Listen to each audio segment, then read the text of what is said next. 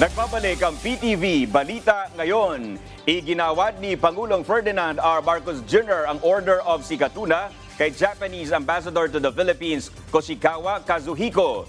Isinagawa ang seremonya sa study room ng Malacanang Palace. Kabilang sa mga accomplishment ni Kazuhiko ang patuloy na pagsuporta sa government-to-government na pagtutulungan at pagsusulong ng dialogo sa pagitan ng Pilipinas at Japan. Kinilala naman ni Pangulong Marcos ang mas pinagtibay na ugnayan ng dalawang bansa, lalo na sa pinaigting na seguridad, depensa at iba pang larangan. Pinasalamatan din niya ang Japan dahil sa pagsuporta nito sa pagpapanatili ng kapayapaan sa Bangsamoro Autonomous Region in Muslim Mindanao o BARM. Iminumungkahi ng isang senador ang pagkakaroon ng exit strategy sa pamamahagi ng ayuda para maiwasan ang ayuda mentality sa mga Pilipino. Ayon kay Senator J.V. Ejercito, kada taon ay tumataas ang inilalaang budget para sa social programs. Gayong pansamantalang tulong lang dapat ang mga ayudang pinansyal at subsidies.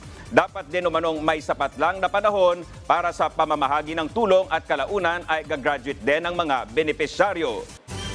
At yan ang mga balita sa oras na ito. Para sa iba pang updates, i-like at i-follow kami sa aming mga social media account. Ako po si Dominic Almelor para sa Pambansang TV sa Bagong Pilipinas. Magandang tanghali.